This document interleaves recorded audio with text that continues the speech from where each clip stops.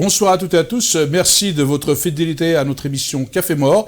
Tout d'abord, permettez-moi en cette nouvelle année, puisque c'est la première de 2019, de vous souhaiter une bonne et heureuse année, du bonheur, de la santé, j'espère beaucoup d'argent, avec normalement peut-être des augmentations, on l'espère, après tous ces mouvements que l'on a eus. J'espère aussi que vous avez passé de bonnes fêtes, que le Père Noël vous a gâté. Et nous, on se retrouve donc cette année avec toujours de nouveaux invités, toujours plus haut, toujours plus fort. Et là, on va accueillir, démarrer l'année en musique, ça vous dit, donc on va accueillir Zakaria Kadi, qui a créé Antique Musique. Zakaria, bonsoir. Bonsoir Akli, merci pour ton accueil. Merci à toute l'équipe. Alors, pour être bien précis, c'est pas moi qui ai créé l'association Antique Musique. C'est plutôt mon cousin. Si tu veux, je vais peut-être être un petit peu plus précis. On a toujours fait de la musique en famille, si tu veux, et toutes les occasions étaient bonnes pour faire de la musique, cette musique algérienne dans laquelle on a baigné. Et donc il y a mon cousin qui s'appelle Chakib Boumaza, mon grand frère qui s'appelle Marwan Kadi, et moi-même, on s'est dit pourquoi pas rendre les choses un petit peu plus officielles et donc lancer une association, et on verra bien comment ça va se dérouler par la suite. Et donc on a lancé cette association qui s'appelle Antique Musique, donc de musique traditionnelle algérienne, donc où on fait différents styles de musique qui sont, on va dire, les principaux styles qu'on a en Algérie, comme le sha'bi, la musique arabo-andalouse, le malouf constantinois ou de Annaba, ou alors même la musique kabyle. Voilà. Et oui, parce que dans la famille Kadi, c'est mélangé quand même, c'est assez mélangé. Il y a du kabyle, il y a tout dans la famille Kadi. Ah oui, bien sûr. Alors moi-même, nous sommes d'origine kabyle et on le revendique avec beaucoup de plaisir. Voilà. Et alors, c'est vrai que comme on est d'origine d'Alger, de toutes les manières, comme vous le savez, à Alger, une bonne partie de la population algéroise est d'origine kabyle. Donc voilà. Et donc on a grandi plutôt avec le sha'bi, la musique arabo-andalouse. Et ça nous tenait à cœur, voilà, de mettre en avant tout ce patrimoine qui est magnifique. Et donc voilà. Puis l'Algérie, toute l'Algérie, Tamazir, hein, c'est ses origines réelles. Et puis, quand vous parlez de Chabi, en disant on a plus grandi dans le Chabi, je crois que les grands maîtres du Chabi ont quelques origines d'Asfoun, d'autres lieux. Al-Hajj al-Anqad, Ahmed al-Harashi, Ahmed Zahi, moi je peux les citer, mais je crois qu'ils ont des origines aussi de ces régions-là, non? Bien sûr, absolument. Donc, je crois que les plus grands d'ailleurs du Chabi, les plus grands du Chabi sont d'origine kabyle, pour ne pas dire tous, comme tu dis, tu as tout à fait raison. Et donc voilà, l'idée... C'est un peu de fierté, nous un peu les Abazirs, les Kabyles, on aime bien se montrer un peu, tu vois, montrer qu'on est là, on défend la culture. Bon, c'est vrai que moi je parle plus l'arabe, parce que mes parents ils nous ont parlé plus en arabe. Après j'ai je connais un petit peu quelques mots en kabyle, voilà. Mais l'idée, voilà, c'était de rassembler des musiciens, et de tous bords d'ailleurs, puisque effectivement l'association, tu as dû le voir, est composée de musiciens qui sont, on va dire, plutôt de français de souche, ou même des musiciens qui soient marocains, algériens, tunisiens. On est avant tout français, mais c'est un plaisir pour nous de faire cette musique, parce qu'on a baigné dedans initialement. J'allais y revenir, mais avant d'abord d'aller là-dessus, de ce côté hétéroclite, d'abord aussi rappeler que ceux qui n'ont pas acheté leur place, n'oubliez pas, il y a 1, 2, 3 Kabylie le 12 janvier pour Yenayel à Bercy. J'espère qu'on vous y retrouvera nombreux. Mais donc, toi, c'est quoi ton histoire alors? Parle-nous un peu de toi, Zach, parce que c'est avant de nous parler de moi, je suis né en France, j'ai grandi en France. C'est vrai que mes parents nous ont toujours fait baigner dans cette ambiance musicale. Voilà, la musique du bled, comme on dit. Et c'est vrai que ce soit moi ou même mes frères et sœurs, on a toujours baigné donc dans cette musique. Et au début, on ne comprenait pas grand-chose. Et en prenant un peu de maturité, on s'est rendu compte qu'on adorait cette musique. Donc mon père il nous a mis à disposition un petit peu des instruments. Et on a commencé à apprendre de manière autodidacte. Puis par la suite, on a intégré des associations qui sont sur Paris, assez connues, que ce soit de musique arabo-andalouse ou même autre, plutôt orientale aussi, voilà. Et voilà, et un jour on s'est dit pourquoi pas, on a acquis un petit peu d'expérience, on s'est dit avec mon frère et mon cousin, pourquoi pas mettre en avant ce beau patrimoine et et mettre en avant cette culture, mettre en avant cette riche musique qui n'est pas assez connue. Et donc voilà, et petit à petit, donc on a créé une association. On a voulu faire un petit hommage à l'Algérie en nommant Entik Music.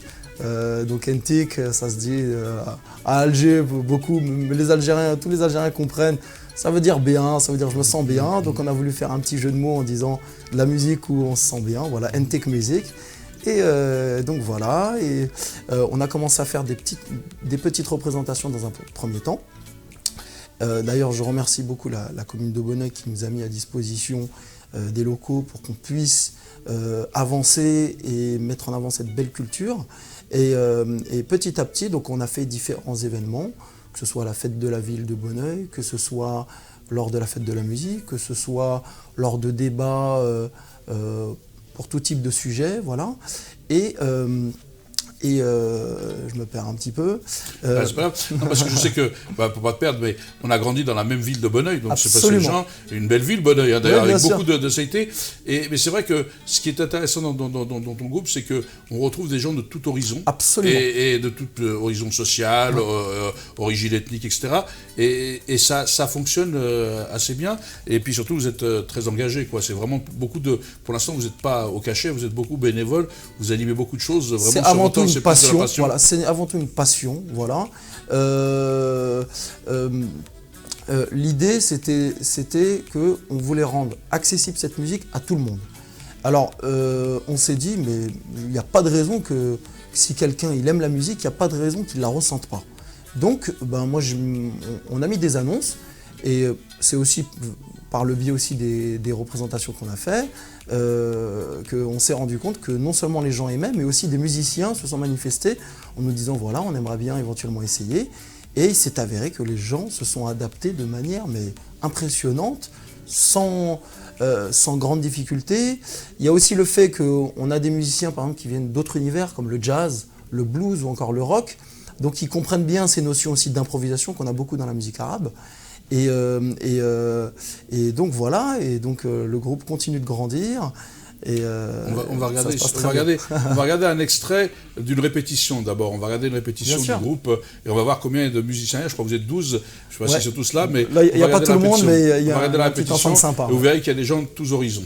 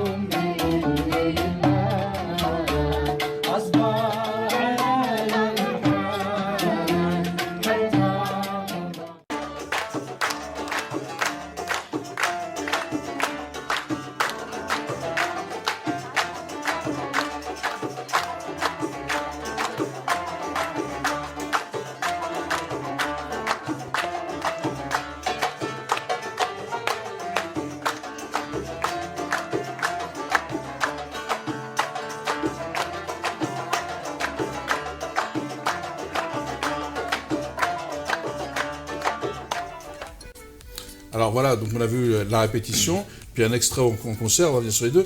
Est-ce que tu savais, Zakaria, quel est le groupe qui a fait qui a été mondialement connu, mondialement pour les gens qui connaissent, qui a joué à la MJC de Bonneuil avant vous? Mondialement connu qui a joué à la MJC? Qui a commencé à la MJC de Bonneuil, oui. Parce que là, vous étiez en train de répéter à la MJC de Bonneuil pour les gens qui nous regardent, qui ne savent exact. Pas. Est-ce que vous saviez quel est le nom du groupe? Non, du tout. Alors, tu étais trop jeune, tu n'as pas pu connaître, parce que moi aussi, j'étais déjà jeune, j'étais gamin. Gwendal, le groupe de musique bretonne, le premier, tu te rappelles, c'est des affiches avec un mec avec des bottes de 7 lieues qui jouait avec une clarinette de 7 tout. Et ce groupe, Gwendal, qui est un groupe breton, qui est très connu en Bretagne, qui est très dans la musique celte, qui est très connu au Pays Basque espagnol, quand je disais mondial et tout ça, aussi de certains pays qui adorent la musique celte, a démarré à la MJC de Bonneuil. D'accord. Comme quoi, j'espère que si tu fais la même carrière, je crois que les gens qui ne connaissent pas, tapent Gwendal et vous retrouverez tous les morceaux de musique celtique. Gwendal, ils ont dû faire 7 ou 8 ou 9 albums, je crois. D'ailleurs, après, les musiciens, quand ça a évolué, n'étaient pas au niveau, je le dis pour ceux qui sont là, et ils ont même pris à l'époque un groupe qui s'appelle l'Orchestre Rouge, et ils ont repris des musiciens parce qu'ils étaient plus forts et tout, qu'il n'y a qu'à la fin, pratiquement, que le clarinettiste qui est resté, parce qu'il avait le niveau.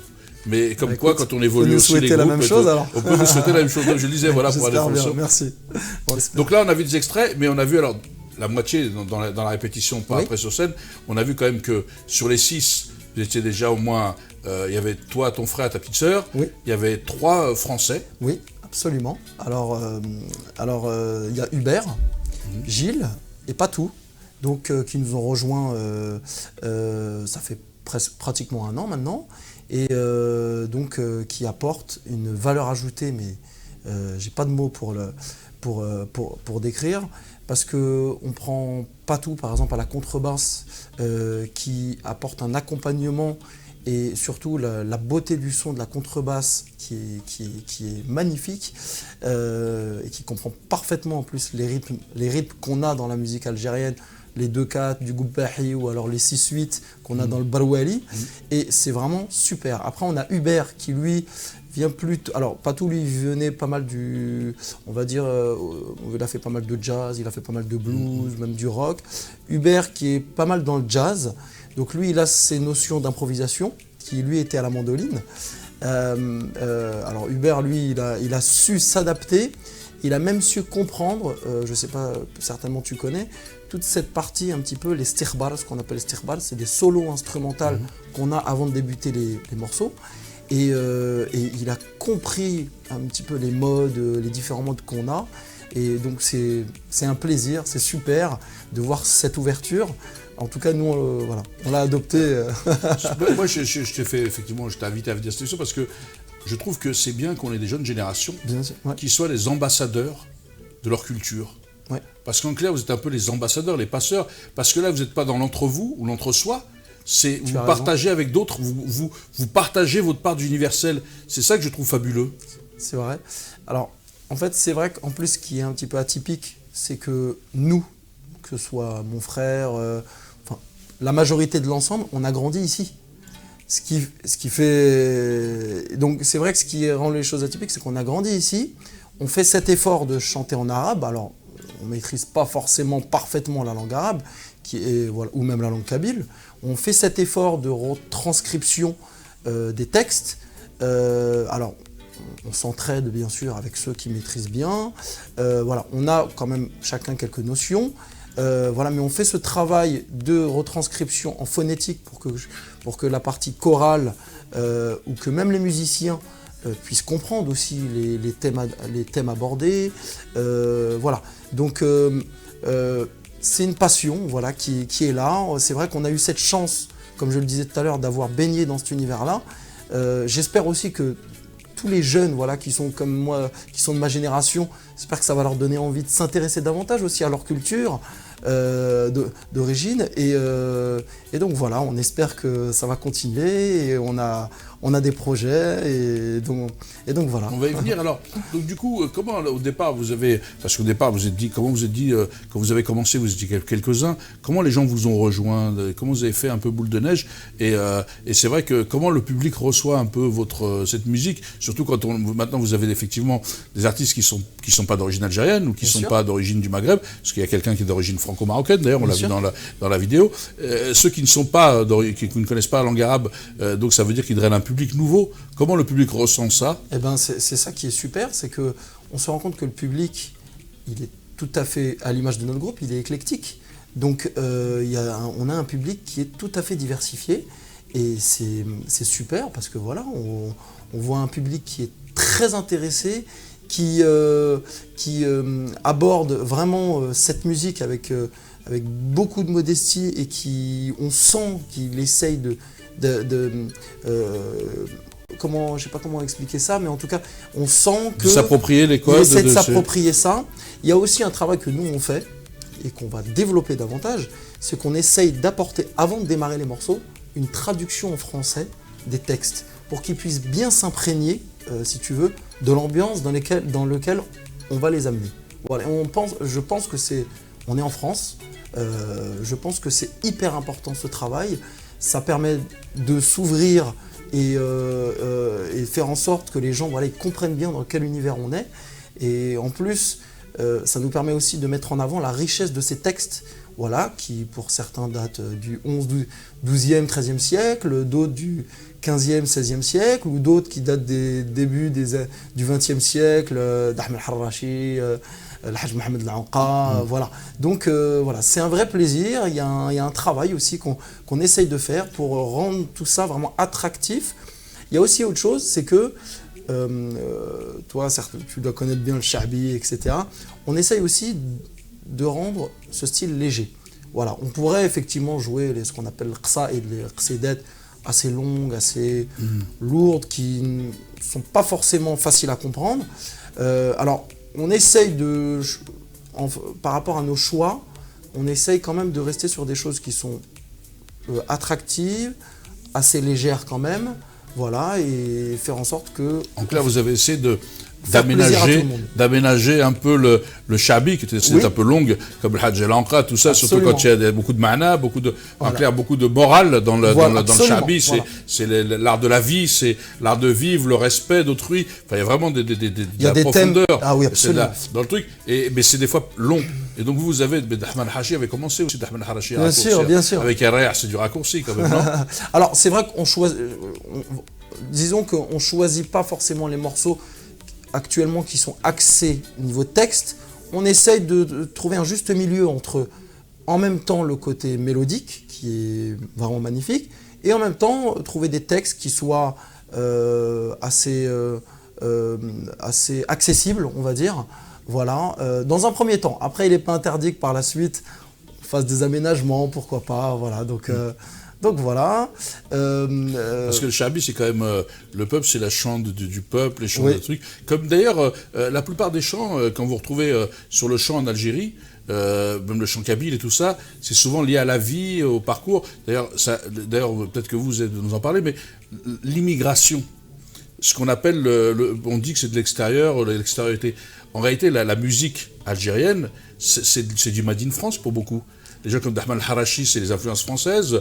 D'autres, parce que s'ils n'avaient pas eu toutes ces influences, et c'est l'exil. C'est lié à leur vécu ici. C'est lié à leur vécu ici. Absolument, je suis tout à fait d'accord.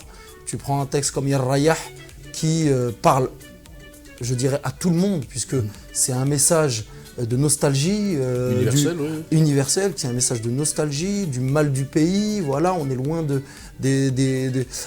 on est loin de sa famille, on est loin des gens qu'on aime, on est loin de là où on a vécu. Voilà, donc c'est vrai qu'on essaye aussi de mettre en avant. D'ailleurs, Yarayah, ça fait partie de notre répertoire. C'est un morceau qui nous tient vraiment à cœur. Donc effectivement, on essaie vraiment de mettre en avant aussi ce type de textes-là qui sont très forts. D'ailleurs, comme pour les Kabyles, Siman Azam, Akli Yahiatan, Ali Flawen, Islayen, tous ces Alors, gens-là. On ne s'est pas encore attaqué à ce magnifique répertoire, ça fait partie de nos projets. Là, on est plutôt sur Idir. On a pris des magnifiques morceaux que Idir Alors pour certains a composé, pour d'autres c'est des textes kabyles comme Sendo ou encore Zwitarouit. Voilà, voilà, on essaye voilà, disons que le message aussi c'est de proposer un voyage à travers l'Algérie. C'est-à-dire que là on a pas mal de shabi, du répertoire algérois, on a un petit peu de répertoire lié à l'Est, le constantinois, le Malouf, hommage à Al-Hajj Mohamed Tahar Fergani, qui est un maître, qui est le maître incontesté du Malouf, voilà, qui nous a quittés il y a quelques années, voilà.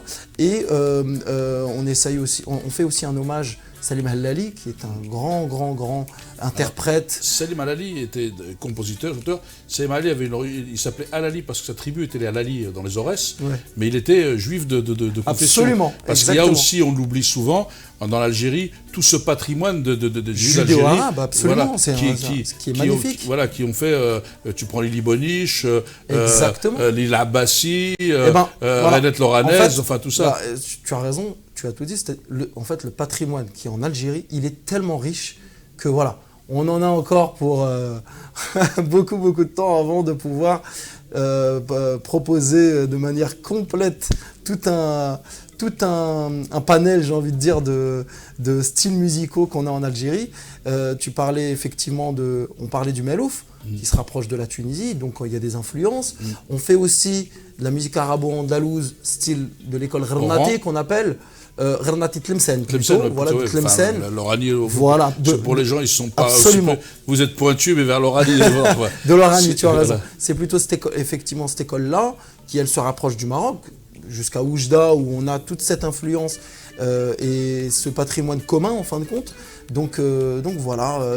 à terme, petit à petit, on va essayer de mener tout un voyage, voilà. Ce qui est drôle, c'est quand tu dis se rapproche, alors qu'on sait quand même que c'est pratiquement les mêmes peuples à l'origine. C'est pareil. Et que quand tu prends, après il y a des variantes, mais quand tu prends par exemple de la musique amazigh, parce que les gens n'aiment pas qu'on dise berbère, tu prends au Rif, les chleurs et tout ça, tu as des sonorités, les similitudes sont très fortes quand même. C'est vrai. Et pourtant ils sont éloignés les uns des autres.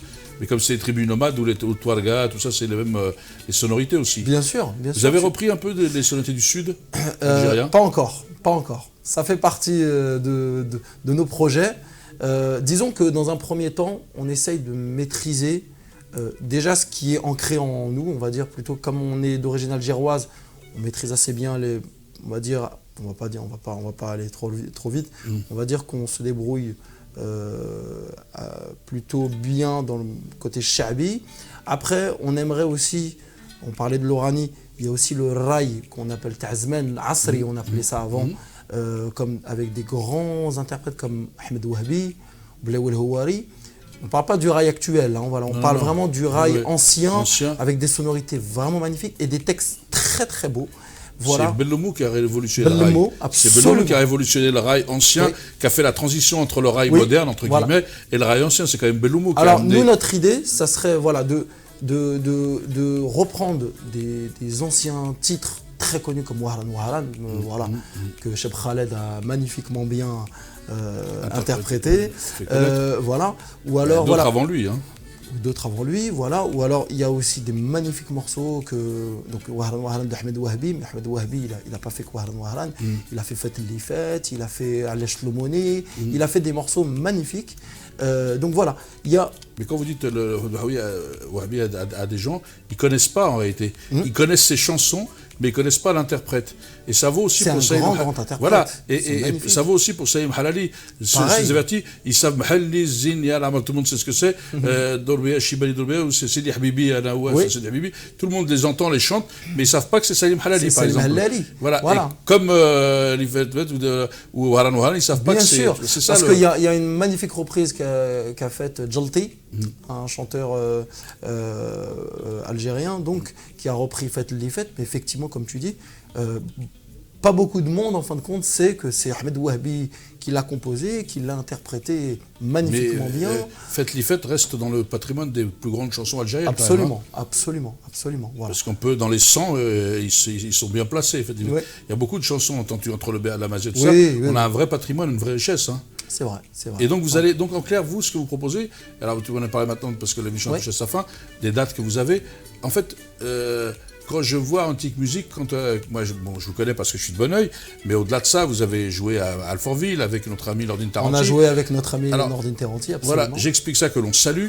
J'explique ça parce que vous me faites penser Antique Musique à ces musiciens algériens de l'époque qui étaient des musiciens ouvriers. C'est-à-dire ils ne vivaient pas de leur art. Ils se produisaient dans des cafés, en échange de trucs, tout ça et tout. Et j'ai l'impression qu'Antique Musique, vous avez tous une profession et que c'est militant, quoi. Vous ne vivez pas de votre art. Alors, voilà, c'est ça que... Alors, c'est un sujet important. Alors, c'est vrai qu'on est une association, voilà, à but non lucratif. Donc, si tu veux, c'est bien de jouer de manière gratuite, ça nous fait plaisir énormément. Mais à partir du moment où on avance, c'est normal, on a envie d'avoir un petit peu d'ambition. Et l'idée, ça serait, voilà, nous on aimerait participer à des festivals, même des événements bien plus importants. Et pour ça, il faut aussi un petit peu de moyens. Donc effectivement, c'est important aussi qu'on puisse gagner de l'argent pour financer plein de choses, que ce soit la communication, que ce soit le matériel pour pourvoir de sonorisation ou autre, que ce soit, voilà, plein de choses qui nous permettent effectivement de continuer à avancer, pourquoi pas prendre de l'ampleur, voilà, on l'espère. Alors, c'est ce que je disais, vous n'avez pas parlé de vous financer vous, vous n'avez pas parlé de financer le matériel, etc. C'est pas du tout notre voilà. Idée actuelle, voilà. C'est ça, donc à l'époque aussi, ils avaient des aides, ils étaient aidés pour acheter des trucs, il y avait des cotisations, parce que les gens les aidaient à pouvoir vivre de leur art, ou pouvoir au moins ne pas perdre de l'argent, quoi. Voilà. C'est pour ça que je disais, je retrouve un peu dans l'Antique Musique, dans la démarche, un peu cette démarche un peu très sociale de l'aventure. Ouais. Et vous, c'est vrai que cette idée de recréer un univers autour du Maghreb, bon, voilà, là c'est l'Algérie en l'occurrence, mais vous êtes vraiment, ce que je disais, c'est des passeurs, vous êtes des ambassadeurs, vous faites perdurer la culture algérienne. Absolument, c'est ça. Notre objectif, c'est effectivement la faire perdurer. On essaye aussi d'amener du renouveau à ce style en apportant notre touche, c'est-à-dire on reprend les grands classiques de la musique algérienne, en apportant notre touche, c'est-à-dire en apportant des harmonies, des nouvelles sonorités, voilà. On essaye, voilà, d'apporter un nouveau souffle à cette magnifique musique, voilà, qui nous passionne, et on espère vraiment voilà, toucher un maximum de personnes pour que voilà, ça éveille leur appétence pour la découverte de voilà, absolument. Pour peut-être demain aller en Algérie, découvrir sur place, aller sur les traces, c'est-à-dire que vous nous faites voyager en musique, quoi. Voilà, absolument. Alors, l'émission a touché à sa fin. Qu'est-ce que tu as envie de dire, là, peut-être un message aux jeunes qui veulent se lancer, ou à ta famille, je ne sais, parce que ils t'ont transmis des choses. Ouais, bien sûr. Déjà, je fais un hommage, j'aimerais faire un hommage à mes parents qui nous ont permis de pouvoir mettre en place ce super projet, en fin de compte, puisque s'il n'y avait pas eu tout ce savoir, je ne pense pas qu'on aurait pu arriver là où on en est actuellement. Je passe un grand salut à toute l'équipe Antique Musique, le staff, parce qu'on a des gens qui nous aident aussi pour la communication, pour plein de choses, voilà. Qu'est-ce que je pourrais dire ? Je passe un salut à tous ceux qui ont envie un petit peu d'ouvrir de découvrir la musique du monde, et donc en l'occurrence la musique algérienne, et je leur garantis qu'ils ne seront pas déçus. Voilà, on a des styles magnifiques avec des sonorités et des styles qui sont riches, et voilà, je les invite à nous suivre. Et alors on a une page Facebook, voilà, qui s'appelle Antique Musique, donc je vais l'épeler, oui. ENTIK espace musique, MUZIK, voilà, vous nous retrouvez sur Facebook. On met tous nos événements dessus, voilà. Pour l'instant, je ne vais pas en dire plus, je ne dirai pas les prochains événements, on attend l'année prochaine. Ils ont le site, la Antique Musique, ils peuvent retrouver voilà. la page. Voilà. Et donc vous saurez très bientôt les prochains événements. En suivant votre page. Absolument, voilà. On est aussi sur Instagram, si vous voulez nous suivre, pareil. Insta, Antique Musique. Voilà, et je te remercie, toi, Akli, merci pour ton accueil, merci beaucoup pour cette belle émission. Voilà. C'est la moindre des choses, parce que c'est pas moi qu'il faut remercier, c'est votre travail qu'il faut remercier. C'est gentil, merci. Et donc, voilà, donc pour ceux qui nous regardent, comme l'émission touche à sa fin, vous pouvez inviter Antique Musique. Alors, vous avez vu, c'est une association. Si vous pouvez les défrayer, déjà pour leur déplacement, leur matériel, tout ça, c'est bien parce que franchement, ils sont toujours prêts à aller s'engager, à aller faire des choses bénévolement. Mais il faut penser aussi que ils ont des déplacements, ils ont des frais, ils prennent du temps et ils ont besoin de renouveler du matériel. Donc voilà, c'est pas des gros cachets, mais au moins une aide pour l'association pour qu'ils développent. Donc vous le retrouvez sur leur page Facebook et Insta, Antique Musique. Donc moi, je vous donne rendez-vous la semaine prochaine avec un nouvel invité. Donc je vous souhaite sur ce une excellente soirée. Bonsoir à toutes et à tous et merci de votre fidélité. À très vite.